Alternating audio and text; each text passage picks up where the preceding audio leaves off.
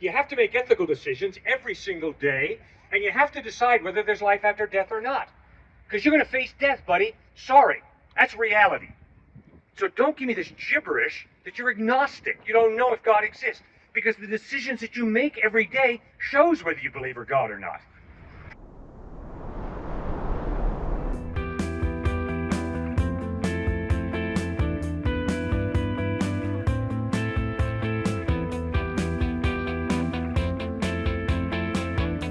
I think that we can't have objective morality, but that we can choose a subjective objective, and then we can determine morality off that.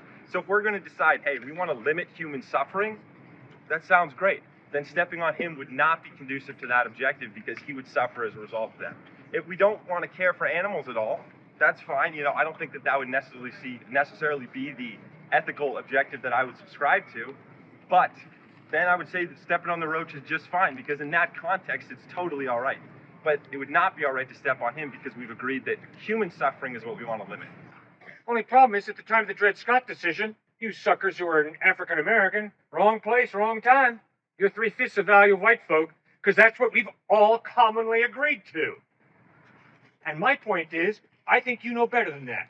I think every one of you has a conscience, and every one of you respects Gandhi, Dr. Martin Luther King, because they followed their conscience instead of following society.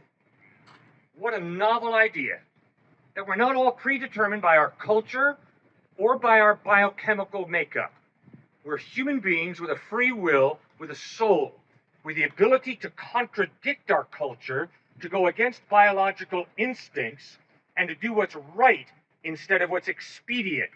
In fact, I bet you guys have far more respect for people who do what's right than what's expedient. I agree with you that Christianity has been ahead of the game on a lot of stuff morality-wise, but it's also been left behind. And so it's a lot easier, well, though we do make mistakes, certainly, to base your morality in something that can change, that can be updated, so that we can change and we can be more moral for one another than by some book that is revered as being divine. Because then we can't change it, then you can't argue with that. What's so amazing about agreeing about morality is that we can revise things, we can make mistakes, and we can get better. But if we're given a book, if we're prescribed something, we have no ability to improve. I wasn't talking about a book. I was talking about atheism versus theism. I was taking what you said seriously, which is we are all biochemically determined. You said that there is no God, that we are biologically determined by our chemicals, that tells the whole story. I never said about there being no God. Oh, come on. Do you think there's a God? Do I think there's a God? I do not know if there's a God or not. Okay, fine. So don't give me this gibberish that you think there might be a God. You don't know whether there's a God, you don't really care whether there's a God. Between saying there is no God and I don't know if there's a God. I think to say there is no God is equivalent to saying there is a God in the same way that you have a burden of proof one way or another. I'm simply claiming that I see no evidence for there to be one. Technically agnostic. Yeah. I think you can be agnostic when it comes to Coke or Pepsi, which is better. Because it really doesn't matter. But sir, it's impossible to be agnostic about God. Why? Because God has everything to do with human value. You got to hold a little baby and decide, is this baby droppable? Or does this baby have innate dignity? You have to make a decision. Is there a purpose to life or not? If life is a tale told by an idiot full of sound and fury signifying nothing, so be it. But you can't be agnostic because you have to live with meaning and purpose. So you live as if there was meaning and purpose. You can't be agnostic because you got to make ethical decisions. Cheat on the next exam or you don't cheat. Cheat the IRS or pay your taxes. And golly, you're going to have to sit at grandma and grandpa's funeral, mom and dad's funeral. Oh, I'm agnostic. I don't know if there's life after death. Well, wake up and smell the coffee. You're either going to see that dead body again or you're not. And you can't flip back and say, oh, I'm just agnostic, baby. I really don't know. Because you have to make decisions of human value, your own value and other people's value. You have to decide about meaning and purpose in life because you got to live your life. You have to make ethical decisions every single day, and you have to decide whether there's life after death or not. Because you're going to face death, buddy. Sorry. That's reality. So don't give me this gibberish that you're agnostic. You don't know if God exists. Because the decisions that you make every day shows whether you believe in God or not.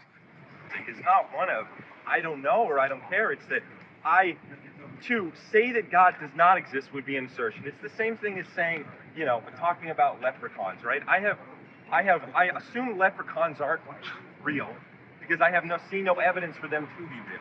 I assume God to not be real because I have seen no evidence for God to be real. But I have not seen evidence that he is necessarily not real.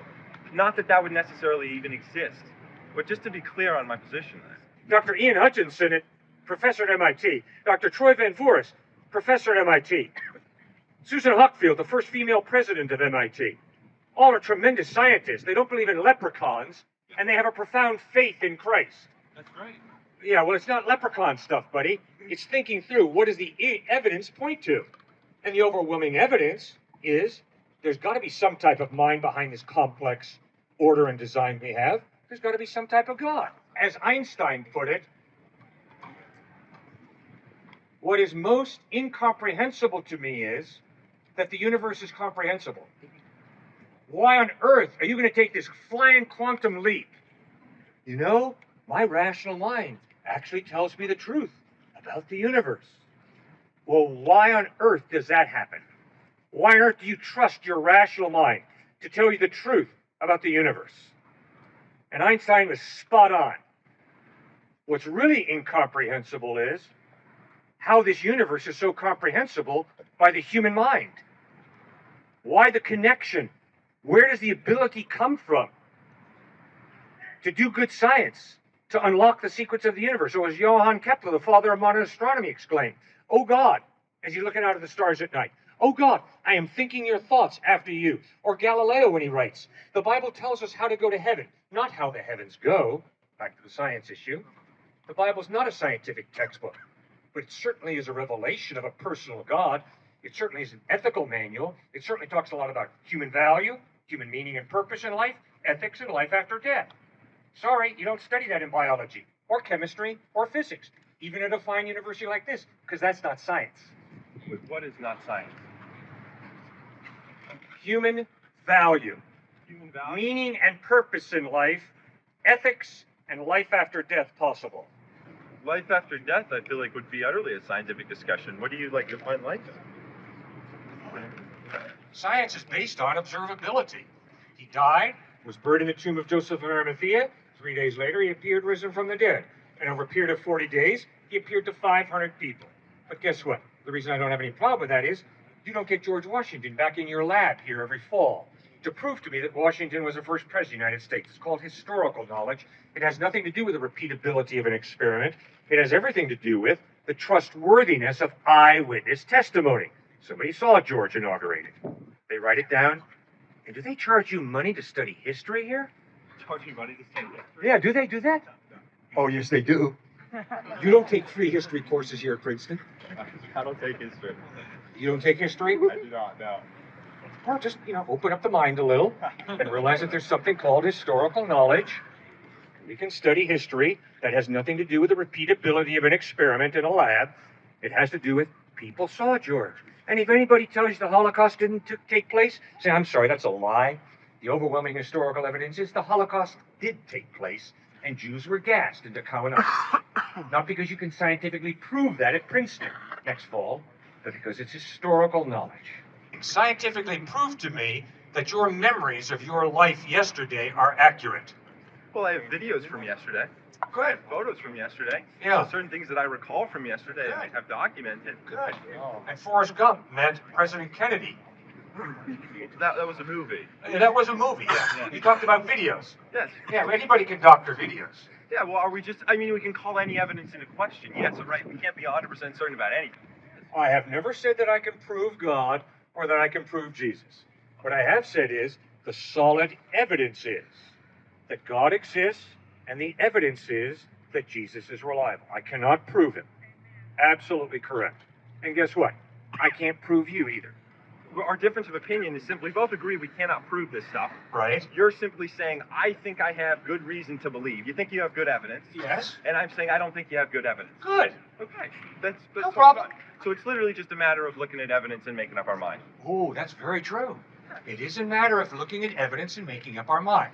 So what I've heard you say is, there's not enough evidence for God, there's not enough evidence for Christ, no problem. Now, please tell me, as a hard-thinking evidentialist, what you are living for, and what's the evidence that whatever it is you are living for is true. What am I living for? Yeah, what motivates you through life? What are you living for? Well, I think the thing that's motivating me right now is just like the pursuit of knowledge. I really like just expanding the base of human knowledge and understanding more about the universe. Okay, Yeah. good. And what's the evidence that the purpose of a human life is to gain knowledge? There is none. You say, I'm living for knowledge, and I ask you why. What's the evidence that living for knowledge is true? And you say there is none. Don't you see the intellectual hypocrisy? Think it through for yourself. Do not take it from me. I think you'd be a fool to believe in God because I do. Instead, look at the evidence for God's existence. Look at the historical evidence for Christ, and then you decide for yourself. Why is there need to be some sort of driving force behind why everyone gets disease? Why can't it just be a totally random process? Well, because if what you say is true, remember, if there is no God, what is. Is the idea that it would be a significantly nicer existence to live in if God exists? Is that the concept? No. The concept is just look at your life. You don't sit back and say, oh my goodness, little kid got run over by a drunk driver. What is. No, you reel back and hold the drunk driver responsible for getting drunk, getting into his car, and running over the kid. If we want, more people to exist, Yeah? then it is in our evolutionary best interest Good. for us to preserve other people. Well, guess what's in my evolutionary best interest? That I steal. Because I want to take my family on a bed of vacation. But recently we've discovered that there are evolutionary benefits for altruism. Really? If we found that stealing is wrong, why do you have so many locks on your doors and so much security on your computer? Because evolutionary is a very random process. Right? There is some level of altruism that is evolutionarily optimal. Yeah, but if what you say is true, then good and evil are all relative. Which means, today if you think it's wrong to steal, but tomorrow you think it's good to steal, you're not right or wrong. It just happens, man. And you can't live that out. Wait. So imagine the scenario in which everyone's looting and stealing and corrupting and all this, right? Yeah? In this scenario, society would collapse, and then there would be less humans around, and therefore it is less evolutionarily favorable for everybody to be selfish and a looter and a robber. Therefore, it won't emerge as an emergent property. Right. I fail to remember that before you guys choose to cheat or not cheat on an exam, you first consider what is beneficial for society.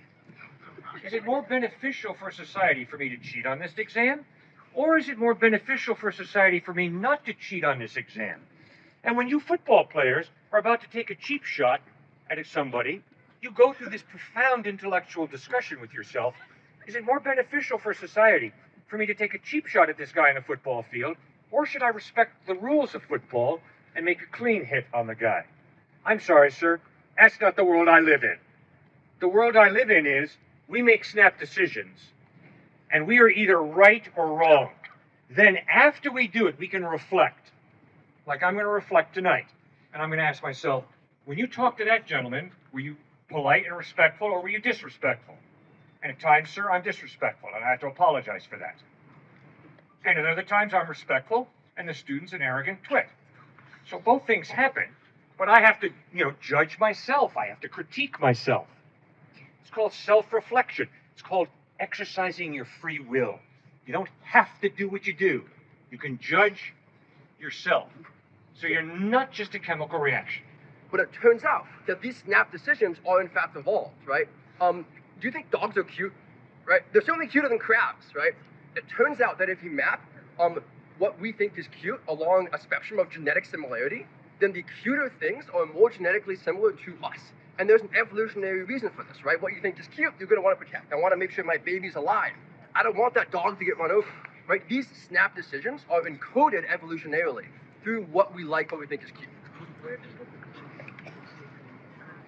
Okay. So when a large number of Americans are asked the question, if it's either your dog or a stranger that's going to get run over by a car, which one are you going to save? And when more and more Americans are answering the question by saying, if it's my dog, I'm going to save the dog and let the person get run over. I would argue that is a tragic step towards evil, towards trivializing a human life and elevating a dog's life as more important than a stranger's life. And I would argue that the Judeo-Christian ethic teaches human beings, because they're created in the image of God, have an innate value, an intrinsic worth that makes saving a dog as opposed to saving a child evil. I totally agree, right? But there's this question of what is correct. Like, what would we love the world to be and what the world actually is? This argument is saying, hey, if you believe X, then that will lead you to making some sort of bad conclusion, right? Some sort of immoral conclusion. That doesn't mean that our actual X is true. Like, yeah, it would be really awesome if I had some reason to be moral all day, but that would be a really, really nice life. I would love to live in a world where God exists. That doesn't mean that God does exist. That's right. You know exactly what I'm talking about.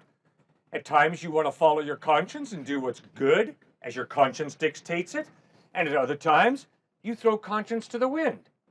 I mean, I got a dear friend who's a Harvard grad, and he said, Cliff, I went into Harvard as a theist, believing there was a God, and God, according to my Judeo-Christian ethic, teaches that sex outside of marriage is wrong. I wanted to have sex outside of marriage, so I jettisoned God, so I wouldn't experience any guilt, so I could have sex with whoever I want to, and just justify it. And I said, yeah, man, that makes a lot of sense. And guess what? I got a younger brother who graduated from this fine university in 1978, just a few years ago, before you were born. All right? And he used to stay up late into the night with his Princeton classmates, who would pepper him with questions. Why do you believe God exists? Why do you believe Christ is the truth? And he would discuss with them, and around about midnight, he'd turn to his Princeton classmates and say, gentlemen, if these are honest intellectual questions, we'll pull an all-nighter. But if the real issue is, I want to sleep around, I have to cheat on my next exam because the pressure to get into med school is intense, and my brother went to med school, it was hard, then let's be honest. And let's realize we resent God because God threatens my autonomy. God threatens my self-sufficiency. And therefore, I would prefer there to be no God. Makes total sense. So we've established that our preference towards what worldview we would like to exist has no bearing on the actual world, right? So all these arguments of like, hey, you're just going to let that baby get run over by a car? No, you don't do that, right? That is not a valid argument for God existing along this. According to who? framework. Why not run the baby over? Because evolutionarily, it is more favorable for us to not want other people that share our genetic code to die. Oh, really? Give me a break. My future does not depend upon some baby evolutionarily surviving. Your future doesn't, but our species' future does, right? Oh, great. That's bravo. I could give a rip about my species. I give a care about my life. And if I prefer my dog to live rather than for him to live, I don't know who he is. The level that evolution operates on is not on the individual person. It's not about making you optimal. It's about making your genes optimal, right? If I want, in the long run, more of my genes to be in the world, then it's optimal for me to give you some of my food if you're starving, even though it doesn't help me personally. But it's not about propagating myself. This idea of selfish gene theory answers exactly all these questions that you're bringing up. No, it does not. I'm going to steal from him if it'll help me take him on a nice vacation. And for you to argue that, oh no, Cliff, you got to consider the genetic implications. Give me a break. I want to go on a nice vacation. He's got money. I don't. I'm going to steal from him. Obviously, I'm not stupid enough to be caught. And if I can't live out my faith in Christ, I better go back and reconsider whether Jesus is reliable. But if you can't live out your atheism or agnosticism, you also better go back and question, is what I believe true? One of the most brilliant mathematicians at Cambridge just said something that I think is perfectly fit to your good question. And that is, in the 1500s, scientists were doing more good science to try and prove that there wasn't a God. And so those who were Christians were fearful of the science that was coming out. Today, scientists, the more science they do, the more confident Christians become, and the more anxious atheistic scientists become. I think that's really interesting.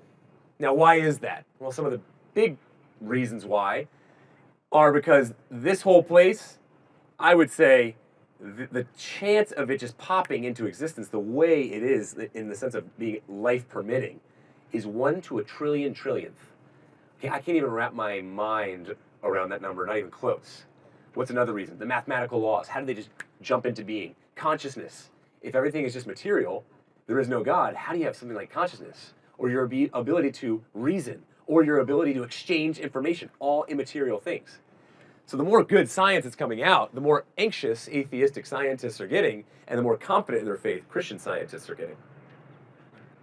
You know, I think in modern society, there's been a very big conflation and about like, you know, what it means to be moral on the interpersonal level versus on the intercivilizational level. And we've taken all these like super generic concepts of like Jesus is love, right? Where we're supposed to love each other, yeah. And we've extended it to like, oh, you know, civilizations are supposed to love each other, right?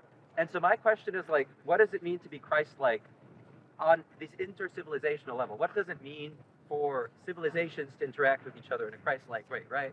I don't know. This is probably a melodramatic example. Is it Christ-like for let's say, is it Christ-like for the modern powers at bay, right, to turn the other cheek to ISIS and to just let them rampage through the Middle East, genociding minorities, enslaving Yazidis, killing their own? Or should those civilizations take a stance? When is war a Christ-like thing, and what does it mean for a moral action to involve violence, especially on the civilizational level? If you and I walk into McDonald's later today, we're getting our French fries, and sadly someone comes in and starts spraying bullets. You hit him high, I hit him low, we break his neck in the process. Is that murder? I would say no, that's killing to save the defenseless, innocent life. All right, you take that at a more macro level, and it's what you said. I'm in favor of what you exactly put right there. I think what was going on in certain parts of Africa, I'll never forget, the toughest vision I've ever seen was on the cover of that Time magazine, that picture that won the award for I don't know how many years, of that boy, that little, I don't know if he was Ghanaian, Ethiopia. Okay, so he's literally, he's got the extended stomach, he's probably days away from death, and the vulture's right behind him. All right, well, what are we going to do for that little boy? Are we going to help him or not? Are we going to overextend ourselves or not? What would Christ do? Well, I think one of the biggest questions is, where did we even get the desire to help that little boy? To even ask this question, where do we get human rights from? Where do we get from an evolutionary perspective to help people who are outside of our tribe, not only outside of our tribe, but people who are across the entire world who cannot help us at all and who look nothing like us? That's why I loved what you started with. You can't get morality in our ethics that we live by in human rights from just an evolutionary morality, from an atheistic, naturalistic, moral position. It's absolutely ridiculous. And so I believe it takes a lot of thinking and praying. It takes a group of people who are not going to be at war with each other when they go make this decision. There better be some common agreement.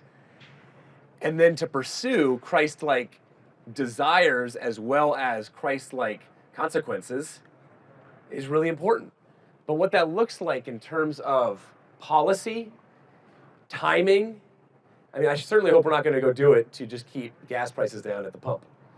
I hope it's going to be for a position like you just said, with ISIS. So again, I don't think you can get too particular, especially with policies and the politics of it. Do you have a short response to that? What it would look like? I understand what you're saying, and it's very clear. But then how does it come about, like a significant portion of my generation sitting here defending North Korea, defending Osama bin Laden, sitting there writing love letters to Hamas? You know? Like, there has to be a reason for such a mass amount of confusion and not a decisive answer from the Christian powers at bay, the Christian voices at bay. And so, like, I wonder, is it just something that's, like, innately obvious and we're just letting people explore the devious?